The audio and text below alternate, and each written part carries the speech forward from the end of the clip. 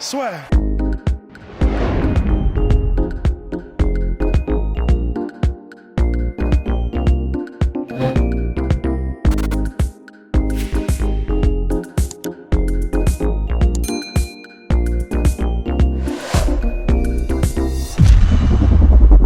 Bien, bonjour à toutes et à tous, bienvenue dans le podcast La Soir. Bonjour mon cher Rust.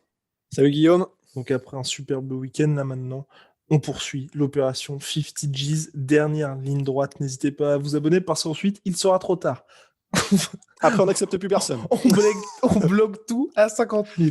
Donc voilà, dépêchez-vous, il n'y aura pas de place pour tout le monde. Alors, n'hésitez pas à vous abonner, balancer un petit pouce bleu sur la vidéo. Ça fait toujours plaisir. Là, on va parler du retour de TJ Dillashaw, suspendu pour dopage, parce qu'il a pris un peu tout ce que vous voulez en 2019, suspendu pour 2 ans, du 19 janvier 2019 au 19 janvier 2021. Et donc, ça y est, là, l'année prochaine, TJ Dillashaw revient. Il ne va pas tenter à nouveau l'expérience flyweight, mais il va revenir dans sa catégorie de prédilection, les bantam, où tout simplement, TJ Dillashaw est l'un des meilleurs de tous les temps dans cette catégorie. Et était champion jusqu'à ce que l'UFC lui retire la ceinture, bien évidemment, suite à son contrôle positif. Et c'est compliqué pour Rust, parce que Rust apprécie particulièrement TJ.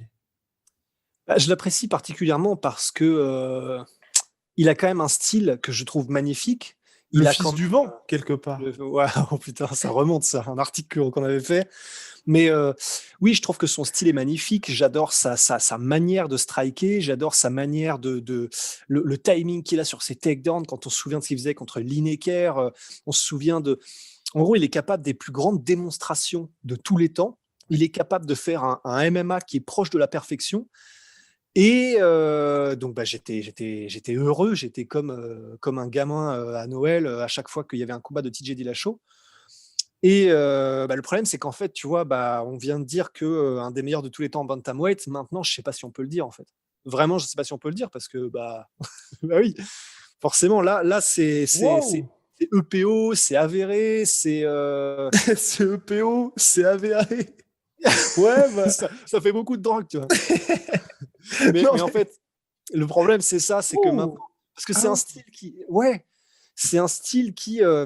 Parce que pour toi, c'est en mode, avec le contrôle positif, maintenant il y a le doute sur toutes ses performances auparavant. Parce que pour moi, vraiment. C'est pas ça, c'est. Ah oui, parce que moi je suis convaincu qu'il a pris tout ce qu'il pouvait prendre uniquement pour descendre chez les flyweight. C'est peut-être naïf, mais c'est peut-être, hein. Peut-être, c'est ce qu'ils ont dit, en tout cas. Mais après, je me dis quand même, tu vois, avec l'UFC, avec l'USADA, tu vois, qui est en place depuis fin 2015, tu peux pas prendre de l'EPO pendant aussi longtemps, en plus en étant champion, donc c'est pas comme si t'es le mec le moins sous les radars, et en étant en Californie, où là aussi, l'USADA peut venir un peu quand il le souhaite. Ouais, je sais pas. Je sais pas du tout si le fait qu'il soit descendu en flyweight, ça a changé quelque chose dans sa manière de. Ce qu'il a dit, c'est qu'en fait, tout son corps, en gros, c'est ça, c'est qu'il perdait tellement de poids et on en avait évidemment parlé lors de notre podcast consacré au weight cutting, où justement, il sentait qu'il avait plus du tout de force et qu'il avait finalement besoin de ça pour pouvoir réussir à être en compétition. Sinon, il allait tout simplement pas pouvoir combattre. Donc. Si c'est ça, il y a peut-être une rédemption possible et on ne saura jamais, en fait, du coup, si c'était ça. Et c'est ça qui m'ennuie, c'est que j'aimerais, voilà, c'est un de mes combattants préférés dans le sens ce qu'il est capable de faire. Mais si, en gros, parce que son style, il était capable de maintenir le même rythme, la même pression, la même vitesse d'exécution sur 5 rounds. C'est ce qui faisait aussi qu'il était aussi impressionnant et qu'il était aussi. Parce que moi, j'étais en mode, putain, ça veut dire que c'est pas de la pure explosivité comme Conor qui fait que du coup, normal que tu te crèves au bout de 2 rounds. C'est juste un truc qui est. Tu ne peux pas rester aussi explosif et laser sur 5 rounds. Il avait un style qui était un peu plus. C'est un peu compliqué parce que ça reste explosif, mais c'est beaucoup plus un système plutôt que du réflexe et plutôt que ce que fait Conor, c'est-à-dire dès qu'il voit une ouverture, il explose. TJ Dillashaw, c'est plutôt des trucs qui sont calculés, contrôlés, provoqués, un peu plus que Conor, je trouve.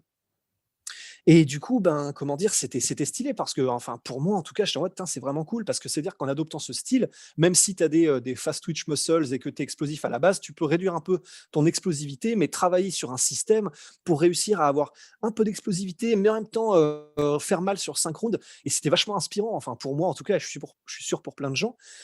Et le fait que maintenant je me dise, il y a l'astérisque en fait. Il y a l'astérisque et bah, peut-être que le fait qu'il tenait 5 rounds, c'est pas parce qu'il avait cette Ouais. gestion intelligente, etc. C'est peut-être parce qu'il prenait des produits. Bah, ça m'ennuie beaucoup en fait. Ça m'ennuie beaucoup. Donc je sais pas comment est-ce qu'on va retrouver TJ. Peut-être qu'on va le retrouver aussi bon qu'avant. Et dans ce cas-là, bah, la piste Sherlock Holmes de il a pris de l'EPO et des performances, Mhm. des substances uniquement pour le combat contre Cerudo, bah, forcément, ce sera peut-être un petit peu plus ça. On aura des Ouais. soupçons que ce sera un petit peu plus comme ça, mais on sera jamais complètement sûr. Donc, meilleur de tous les temps, c'est compliqué de le dire maintenant. Il était dans mon classement avant, mais maintenant, c'est un peu complexe. Mais en tout cas, effectivement, je suis très curieux de voir comment est-ce qu'il revient, c'est sûr. Et surtout que cette catégorie bantamweight, mine de rien, là, il y a quand même du monde. José Aldo, qui s'est imposé contre Marlon Vera lors du dernier UFC, a demandé le combat contre TJ Dillashaw. Personnellement, moi, j'aimerais voir ce combat parce que c'est vrai que, un, ça permettrait à TJ Dillashaw de revenir directement dans le bain. Et puis, deux, c'est vrai que bah, José Aldo a montré que dans cette catégorie, bah, il avait vraiment sa place, hein. En bantamweight, ouais, carrément. Carrément, bah, pour les performances qu'il a réussi à faire contre Marlon Moraes, contre bah, Yann, juste là, les trois premiers rounds. Les trois contre premiers rounds Petri. sont Mais voilà, contre le champion, et vraiment, bah voilà, c'est le nouveau sang, la nouvelle génération qui est Patrian. Bah, José Aldo, sur 3 rounds, il a fait les 3 premiers. C'était du vintage, c'était somptueux. On était les yeux, Ah mais oui. la langue pendante, c'était extraordinaire, quoi. Donc, il y a ce José Aldo là qui est toujours là, 34 ans, mais il est toujours là malgré les kilométrages au compteur. Ouais. Donc, il a fait Et ça les contre kicks sont de Patrian. retour. Très Les bonne kicks nouvelle, les sont de kicks sont de retour. retour. On l'a revu contre Marlon Vera, ce qui a donné naissance à tout un tas de mèmes sur Twitter, c'était génial. Mais voilà, contre Marlon Vera, contre Petrian, contre Marlon Moraes, on a vu un José Aldo, Ouais. bah voilà, un magnifique José Aldo, et tout ça en bantamweight. Donc, et tout ça dans une catégorie qui n'a pas été la sienne pendant tout le reste de sa carrière. Donc, il a trouvé sans aucun problème son rythme de croisière, il a trouvé sa manière de faire pour cette catégorie. Donc, ça fait plaisir. Et bah, s'il n'y avait pas Petrian, il y a moyen qu'on ait eu qu'on eusse eu, qu'on aurait pu avoir un double champion une nouvelle fois. Exact... Exactement, mais en tout cas, moi, ce combat ouais, contre TJ Dillashaw, j'aimerais le voir entre deux anciens champions. Et puis c'est vrai que mine de rien, TJ Dillashaw, c'est ce que Dominique Cruz avait dit, et pour le coup, moi, j'étais assez d'accord. Lors de la suspension de TJ Dillashaw, Dominique Cruz, qui est commentateur UFC, ancien champion bantamweight de l'UFC, vainqueur contre TJ Dillashaw et qui n'est pas du tout ami avec TJ, avait pourtant dit, bah moi, je pense que TJ Dillashaw va se servir de ces 2 années pour progresser, parce qu'il va plus s'entraîner pour des adversaires en particulier, et surtout, il va plus prendre de dommages, parce que c'est vrai que TJ, comme Laurence l'a dit, qu'il soit champion ou dans les top contenders, il n'affronte que des tueurs, et c'est vrai qu'il se prend quand même un petit peu de coups. Et c'est vrai que moi, je rejoins quand même aussi Dominique Cruz. Je pense qu'un combattant comme TJ Dillashaw, 2 ans sans faire le weight cutting, sans s'entraîner pour des combats, sans faire de combats en particulier, même si bien évidemment il y a les sparring, et on sait ce que donne TJ Dillashaw en sparring, je pense que lui, ça lui a vraiment fait du bien. Ouais, c'est non seulement possible, mais ce serait. Alors, Et je puis sais pas il a si. aussi des tops, et puis il a aussi des super sparring, parce que c'est vrai que Juan Achuleta, champion du Bellator, s'entraîne avec lui. Ouais. Non, non, il a des super sparring, et c'est vrai qu'en fait, c'est ce que disait Georges Saint-Pierre aussi, en fait, c'est que quand il a pris sa retraite, il disait, mais ça fait du bien juste de revenir à un stade où tu plus la pression d'être le champion, d'attendre le prochain contender, de ne penser qu'à lui, de te focaliser sur lui pour développer tes techniques, etc. Magnifique camouflage de bâillement. Enfoiré. Mais c'était bien fait.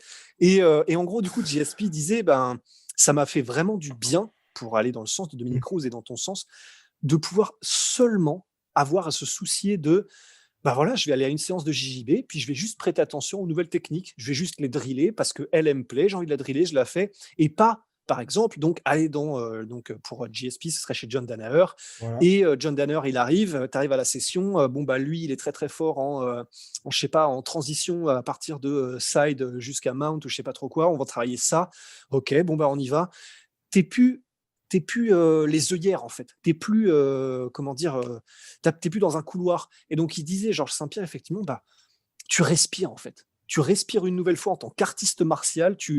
Pour lui, ça lui a même fait comment dire retomber un peu amoureux du sport. Donc effectivement, ça peut être complètement bénéfique de ce point de vue-là. C'est clair, du point de vue du développement des skills, du point de vue du développement des compétences, de son intelligence intelligence de combat, je sais pas, mais en tout cas effectivement dans sa diversité de compétences.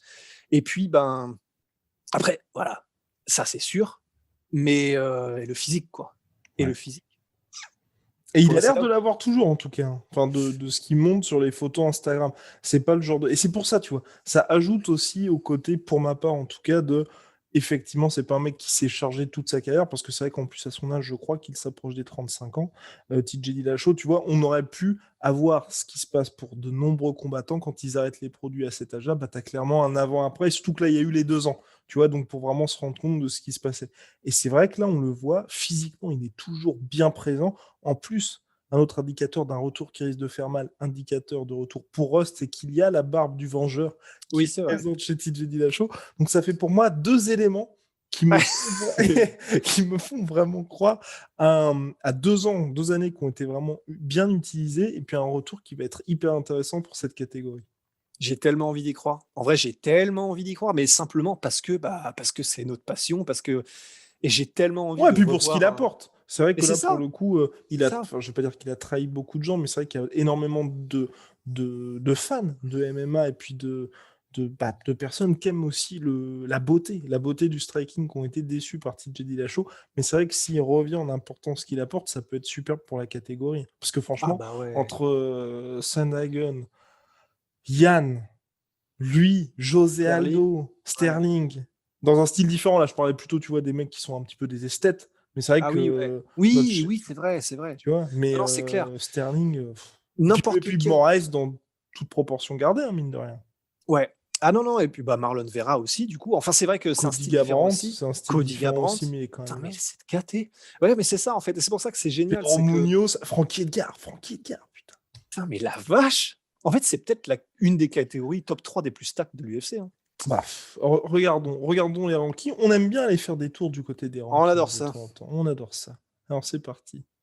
C'est parti. Alors, les rankings de la catégorie Bantamweight de l'UFC. Donc, Bam. Yann Sterling en 1, 2 Senayon, 3 Moraes, 4 Cody Garbrandt, 5 Frankie Edgar, 6 Pedro Munoz, 7 José Aldo. Ils n'ont pas été mis à jour, bien évidemment, depuis le dernier événement. 8 Jimmy Rivera, 9 Rafael Assunção, 10 Dominique Cruz, 11 Rob Font. Et ensuite, on descend. Bah, bien évidemment, là, on retrouve les Marlon Vera, Songadon, Cody Stamann, etc. Mais le top 10 est monstrueux. Très solide, hein. Très très solide top 10. Donc ouais, ouais, c'est clair.